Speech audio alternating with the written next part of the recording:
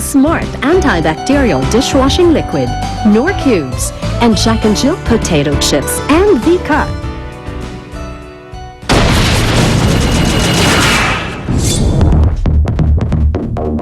May palm sugar kayo? Palm sugar? May palm sugar kayo? Palm sugar. Ay, sorry. Pechay Bagyo. Nira. Walang nira. Pechay Bagyo. Wala kayong kutsay. Walang kutsay. Ito na lang, pwede na to. Kinsay, hindi natin nabili. Yung delata ha? Wala pa tayong delata. Parmesan cheese po. Saan po? Uy, mami, dali. Ha? Tara. Sumasakit pa yung paa ni mami ay di ko mapabilis yung lakad ni mami ay. Yung malaki sa ilalim. Meron? Ang resulta nun is Wala yan eh. Yun. may mga kulang na mga nabili o kaya medyo nasayangan din ako. Dapat may butter tayo, Jeff. Takbo tayo butter. Butter! Nasaan na? Kuya, salamat kuya. Tara. Ginali ka nun. Takbo.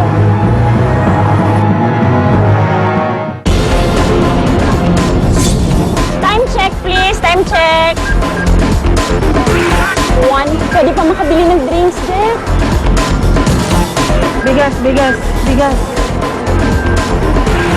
Ulinin natin yung drinks. Ito, hiram mo na. Ito dito. Hindi na. Okay na tayo. Almost 40 pieces. Tapos counter kami. Kuya!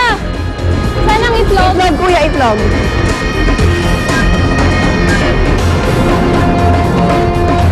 Ah?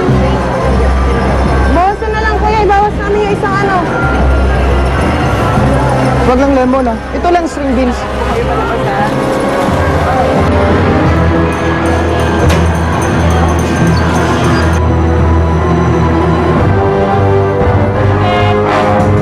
Ilan ba yung string beans ito? Sige, okay. Yung string beans na iba. Eh, tatlo yung string beans. Ilan yan? 9.25. Itong 10. Ito.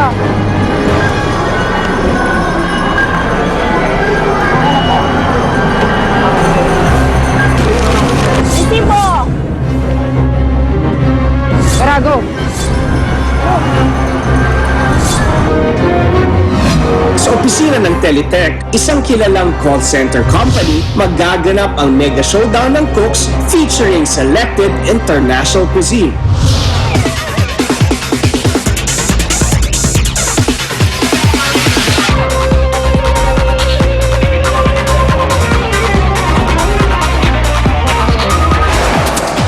Ang kailang pakakainin ay mga empleyado ng call center. Pero syempre, dito sa Kitchen Superstar, hindi basta-basta pagluluto lang ang hamon. Welcome cooks dito sa Teletech. Kasama natin ngayon si Chef Ed Kimson, Chef Consultant ng Daluyan Resorts, Palawan.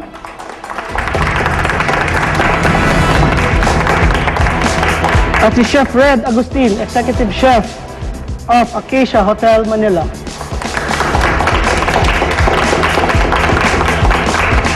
Dahil tungkol sa international cuisine ang migas daw natin, dapat international din ang dating nyo. Sinong nakakaalam na tinatawag na universal language? Eileen? English. English? Tama! Correct ka dyan. English ang universal language. At dito sa Pilipinas, matatagpuan ang mga empleyado na gumagamit ng English para sa trabaho nila, ang call center. So, ang challenge for today, dapat mag-i-English lang kayo the whole time.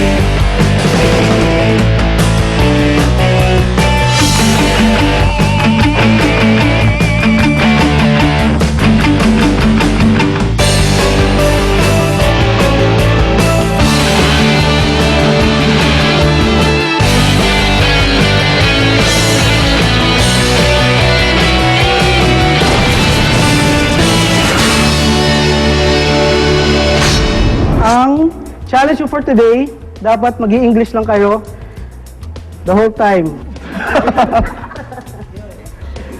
So parang pag mag-prep kayo, magluto kayo, mag-close up sa mga customers nyo, dapat English. At pag gumamit kayo ng Tagalog, digdak sa points nyo. Nako, no split tayo nito, sabi ko sa kanya. Pero sabi ko sa kanya, less talk, less mistake. Tawa lang kami kasi sabi namin, just, sige mag-sign language na lang tayo para less yung talk, less din ang points na ibabawas sa amin. Pero kung may mga kinabahan sa twist ng showdown, ang call center agent na si Ara, hindi man lang napakurap. Same field din yung trabaho ko. Sa call center din ako nagtatrabaho, di ba? Tapos si TJ din naman, well-versed din siya sa English niya, so okay lang. You have 1 hour with your preparations, mise en place, at pagluluto.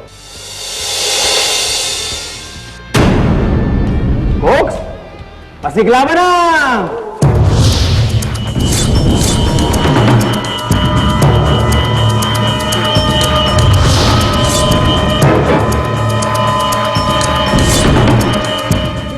Ilang araw nang iniinda ni Eileen ang namamaganyang kaliwang paa. Ito raw kasi ang napipilitang magdala ng halos buong bigat niya tuwing sumasabak siya sa mga showdown. Kaya naman ang pag-akyat papunta sa cooking stations naging kalbaryo para sa kanya.